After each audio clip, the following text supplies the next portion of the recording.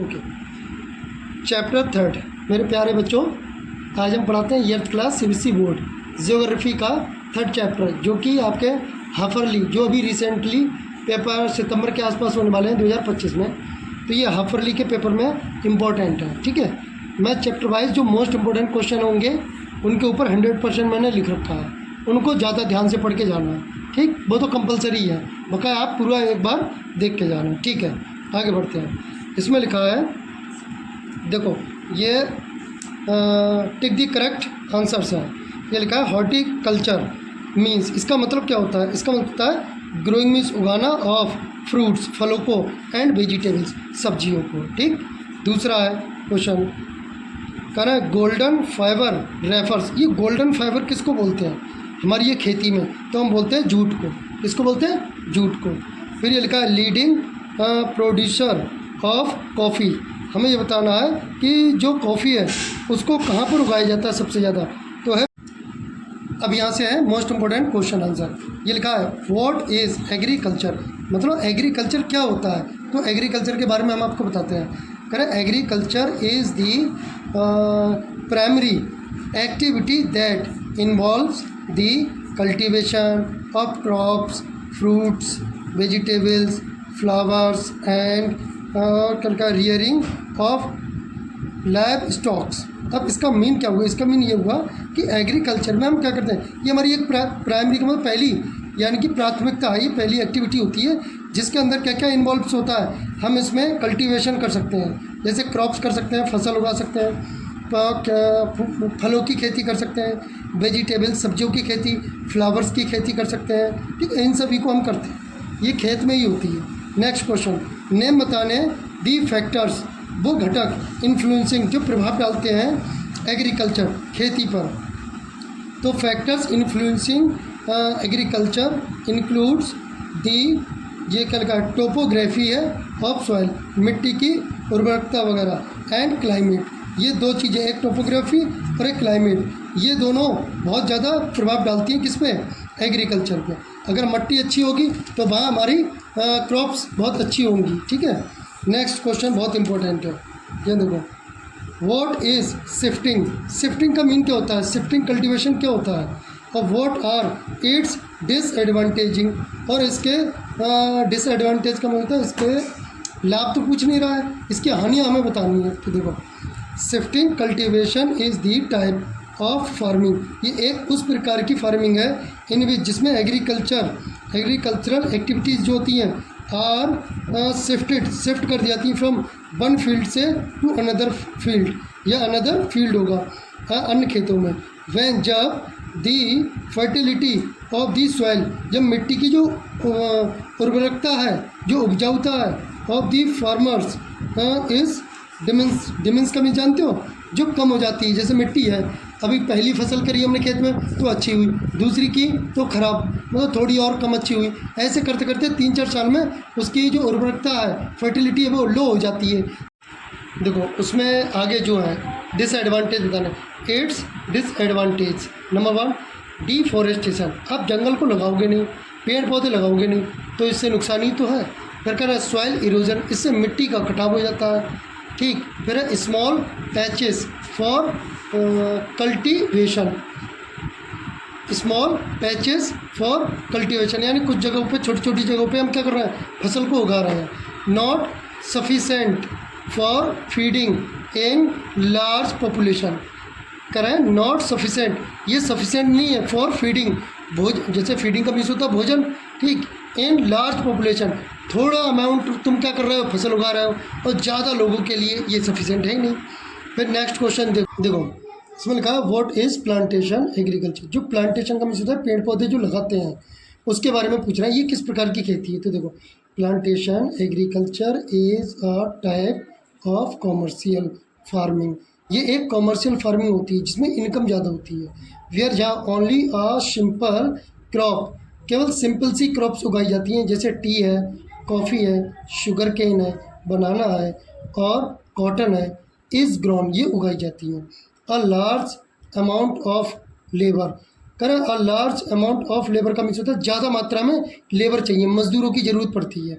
And और capital R required, capital R required, मतलब ज़्यादा मात्रा में हमें किसकी ज़रूरत पड़ती है, लेबर की। और यहाँ से हमें ये भी देखना पड़ता है कि हम ये माल को कहाँ सप्लाई करेंगे, वो स्टेट की भी ज़रूरत पड़ती है। दी प्रोडक्ट जो होता है is processed on the farm, ये खेती में मतलब उसमें किया जाता है, बहुत बहुत बड़े फार्म होते हैं। इटसेल्फ और नियर बाई फैक्ट्रीज, वहाँ पर किए जाते हैं जहाँ पर बहुत बड़े फार्म्स हों और जहाँ पर फैक्ट्रियाँ लगी हुई हों, क्योंकि वहाँ पर आसानी से हम इस माल को पहुँचा सकें। नेक्स्ट क्वेश्चन है, नेम दी फाइबर, उस फाइबर क्रॉप का नाम बताओ। And name the climatic condition required for their growth, हमें उस फाइबर क्रॉप्स का नाम बताना है जहाँ पर क्लाइमेट कंडीशन सूटेबल बैठे, ठीक है, जहाँ हम उसको उगा सके आसानी से। जैसे जो धनिया होता है कोरिएंडर, ठीक है, कोरिएंडर सन, तो कह रहा है कि कोरिएंडर को हम उगाने के लिए हमें ठंड विंटर की ज़रूरत पड़ती है, ठीक, गर्मियों में नहीं उगा सकते। ऐसे ही हमें बताना है इसमें,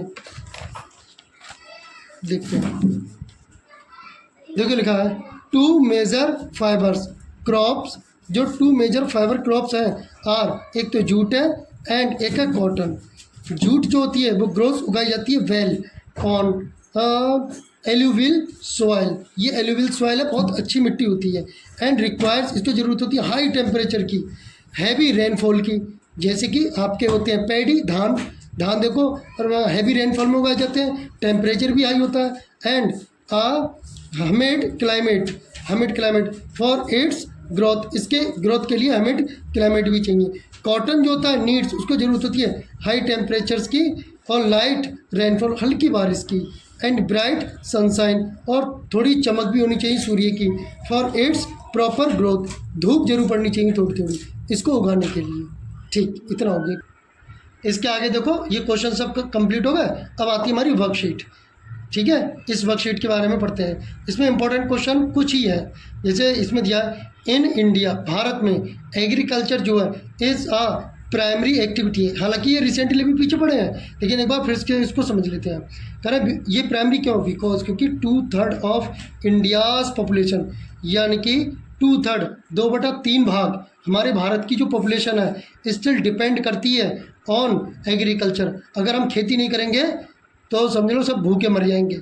it is concern with extraction and production of natural resources, यानी कि ये एक नेचुरल रिसोर्सेज है, इसको हमें ज़्यादा से ज़्यादा मात्रा में उगाना चाहिए। ठीक, देखो करें वी ऑल नोन, हम सब जानते हैं दैट कि एग्रीकल्चर जो है इंक्लूड ग्रोइंग ऑफ क्रॉप्स, इसमें है एग्रीकल्चर में हम फसलों को उगाते हैं, फ्रूट है, वेजिटेबल्स हैं, फ्लावर्स हैं, एंड रियरिंग और क्या लिखा है लाइव स्टॉक्स, इस सब चीज़ों को हम उगाते हैं। नेक्स्ट क्वेश्चन ये है, लेकिन हम इसको पढ़ेंगे नहीं, ये काम का नहीं है, ठीक है। नेक्स्ट देखते हैं, ये हमारा डिफरेंस है। भैया डिफरेंस वाले जितने भी हैं आपको डिफरेंस वाले क्वेश्चन 100% तैयार करके जाने हैं, क्योंकि बहुत पूछे जाते हैं। इसमें लिखा है डिस्टिंग्विश बिटवीन दी फॉलोइंग, ये लिखा है प्राइमरी एक्टिविटीज़ और टेरिसरी एक्टिविटीज़ के बारे में बताना है। तो प्राइमरी एक्टिविटीज़ देखो, तरह activities which involves direct extraction and production, जिसमें डायरेक्ट एक्सट्रैक्शन और प्रोडक्शन दोनों इन्वॉल्व्स हों of nature resources are called, उसे बोलते हैं प्राइमरी एक्टिविटीज़, ठीक है। हमारी प्रकृति में कुछ चीज़ें ऐसी हैं जो रिसोर्सेज हैं वो डायरेक्ट पाए जाते हैं, ठीक। अब इसमें देखो टेरिसरी में एक्टिविटी में कह रहा है एक्टिविटीज़ विच आर कंसर्न, जिनकी हमें चिंता होती है with the processing of natural resources are called, उनको बोलते हैं सेकेंडरी एक्टिविटीज़ या टर्सरी, ठीक।